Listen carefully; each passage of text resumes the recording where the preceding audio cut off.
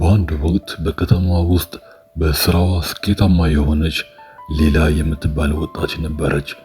ሌላ በራስ የመተማመን ስሜቷና ውበቷ በማንኛውም ቦታ ጎልታ እንድትታይ ያደርጋታል። ነገር ግን ሌላ አንድ ትልቅ ሚስጥር ነበራት።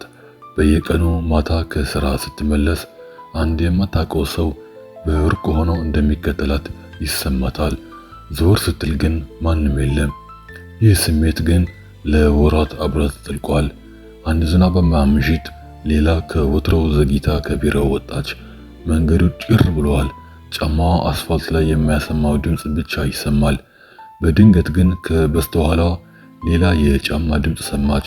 ፍጥነቷን ጨመረች። ድምፁም አብሮ ፈጠነ። ልቧ በከፍተኛ ሁኔታ ይመታ ጀመር። ወደ ቤቷ ለመድረስ ጥቂት ሜትሮች ሲቀሯት ድፍረቷን አሰባስባ በድንገት ዞር አለች። በድቅድቁ ጨለማ ውስጥ ረጅም ቁመት ያለውና ኮፍያ የደፋ ሰው ቆመዋል። ሌላ በሚቀጠቀጥ ድምፅ ማነህ? ምን ትፈልጋለህ? ብላ ጮኸች። ሰውየው ዝም ብሎ ለጥቂት ሰከንዶች አያትና በእጁ አንድ ትንሽ የፖስታ ካርድ ዘረጋላት። ከዚያም ምንም ሳይናገር በጨለማ ውስጥ ተሰወረ። ሌላ በድንጋጤ ወደ ቤቷ ገብታ በሩን ዘጋችው። ፖስታዋ ስትከፍተው ግን ውስጥ ያለው ነገር ጭራሽ ግራ ገባት። በፖስታው ውስጥ የነበረው የሷ ፎቶ ሲሆን ከጀርባው ደግሞ ሰላምሽን ማንም እንዳይነካው እጠብቅሻለሁ የሚል ጽሑፍ ሰፍሮበታል። ከዚያ ቀን በኋላ ሌላ ያንን ሰው በየቦታው ማየት ጀመረች። ስራ ቦታዋ፣ ምሳ የምትበላበት ካፌ፣ አልፎ ተርፎም ጂም ውስጥ በሩቅ ሆኖ ያያታል። የሚገርመው ግን ሰውየው ሊቀርባት ወይም ሊያናግራት አይሞክርም። ብቻ በሩቅ ሆኖ ይጠብቃታል። ይህ ሁኔታ መጀመሪያ ላይ ቢያስፈራትም ከጊዜ በኋላ ግን ሳታውቀው የሱ መኖር ደህንነት እንዲሰማት አደረገ። ሌላ በህይወቷ ውስጥ እንደዚህ አይነት ጥልቅና ሚስጥራዊ ፍቅር ገጥማት አያውቅም። አንድ ቀን ሌላ በመንገድ ላይ ስትሄድ ሁለት ቦርሳ አራጆች ከበቧት። አንደኛው ቢላዋ አውጥቶ አስፈራራት። ሌላ በድንጋጤ መጮህ እንኳን አቃታት። በድንገት ግን ያ ሚስጥራዊ ጥላ ከየት መጣ ሳይባል በመካከላቸው ገባ። በአጭር ደቂቃ ውስጥ አራጆቹን አንጥሮ ጣላቸው። ሌላ በድንጋጤና በግርምት እየተመለከተችው ሰውየው ቆስሎ ነበር። ኮፍያው አነሳው።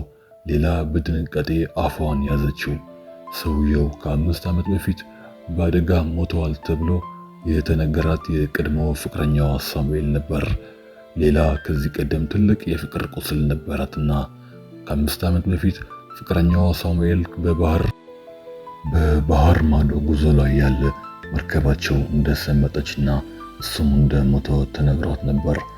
ምንም እንኳን ሞትን የሚያረጋግጥ ማስረጃ ባይገኝም ቤተሰቦች ግን ተስፋ ቆርጠው የቀብር ስነ ስርዓቱን አከናውነዋል። ሌላ ያንን መርዶ ከሰማችበት ቀን ጀምሮ ግማሽ አካሏ የሞተ ያህል ነበር የሚሰማት። ሳሙኤል በከባድ ድምፅ ሌላ ላስፈራሽ አልፈለግኩም ነበር፣ ነገር ግን አደጋ ውስጥ እንደሆንሽ ሳውቅ ዝም ማለት አልቻልኩም አላት።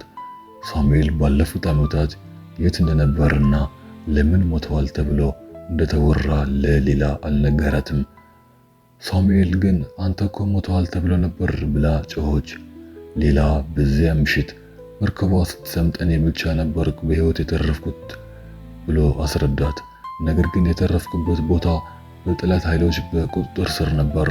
ለዓመታት በእስር ቤት ተሰቃየው ሞቻለሁ ተብሎ ለቤተሰቦቼ የተነገረው እኔን ለማስረሳትና እውነቱን ለመደበቅ በታቀደ ሴራ ነበር አላት። በመጨረሻም ከእስር ቤት አምልጬ ወደ ሀገሬ ስመለስ አንቺን አደጋ ላይ የሚጥል ትልቅ የጥቅም ግጭት ውስጥ እንዳለሽ ደረስኩበት። ሌላ በዚህ ውስጥ ለዓመታት በጥላ ውስጥ ሆኖ ሲጠብቃትና ሲንከባከባት እንደነበረ ሌላ ተረዳች። ይህ ፍቅር ከሰው ልጅ ግምት በላይ የሆነ ጥልቅ ሚስጥር ነበረው።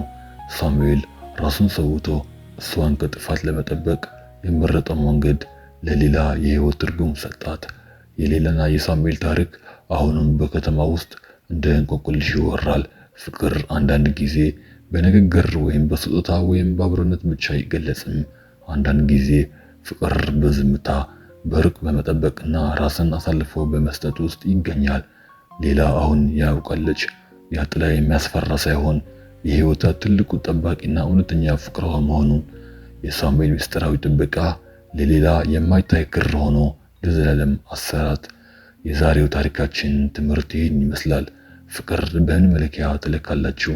ቃላቱ ወይስ ተግባር? የሌላና የሳሙኤል ታሪክ በልባችሁ ውስጥ አንድ ነገር እንደጫረ ተስፋ አድርጋለሁ። ቪዲዮ ከተመቻችሁ ላይክ፣ ሼር፣ ሰብስክራይብ በማድረግ ቤተሰብ ይሁኑ። በቀጣይ ቪዲዮ እስከምንገናኝ ቸር ያቆየን።